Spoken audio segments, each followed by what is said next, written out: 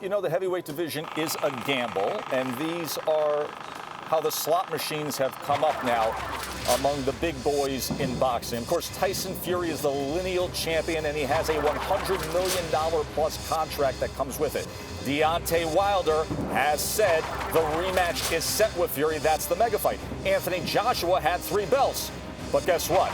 The slot machine spun, and it came up Andy Ruiz. Andy Ruiz is cashing in now as a unified champion. So where does this leave the heavyweight division right now? You know what? It's the hottest division right now. And when the heavyweight division is alive and there's a lot of money in the sport, I have to tell you, man, it transcends the sport in a way to where everybody's paying attention. And the Ruiz win, that's exactly what happened. It brought a lot of attention to this division, and I think that these guys have to face each other, man. You know, they have to face each other, and it all starts with, Fury handling Schwartz first, and Deontay Wilder handling Ortiz. So much money in the sport that Max Kellerman is constantly asking our colleague here if he will come back and fight as a heavyweight. It is unbelievable to see how the division has blossomed now in the post-Klitschko era.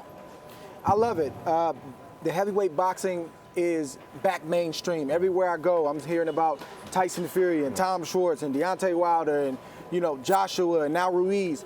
It's a beautiful thing. And like Tim said, when the heavyweight division is healthy, boxing is healthy. Tyson Fury and Deontay Wilder are 1A and 1B. Yes.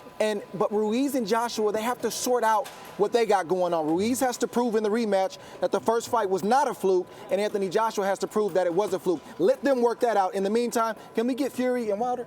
Drake, you brought it up saying 1A and 1B. We can explain it to people this way when you look at the heavyweight landscape, because the win by Ruiz does bring about some clarity. We had 3 kings, right? Ruiz now is on that top rope. Joshua's dethroned, looking to atone.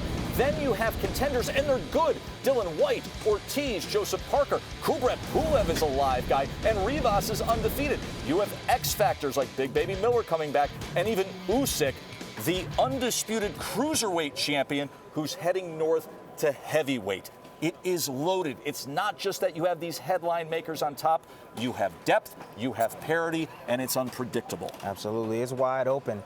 And, one thing that I want to say is that no one's safe in this division. No one. Not Joshua, not Fury, not Wilder. No one's safe.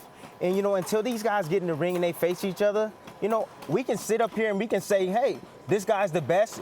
I like this guy. You know the safest guy is Fury? The safest guy is actually Fury, because he doesn't depend on a big punch. He has more craft. He's longer. He's been schooled in this game from the time he can remember, and his instincts are honed. And I think that is a huge advantage with guys like Joshua, like Wilder, who came to the sport late. I agree with that. The thing about Deontay Wilder, I can't say that Fury's the safest. Wilder, he started late, and for him and Joshua, they're overachievers if you really look at where most guys start. They start 9, 10, 11 years old. They go through the whole amateur system. Wilder and Joshua started very late. They've done a great deal in 10, 11, 12 years.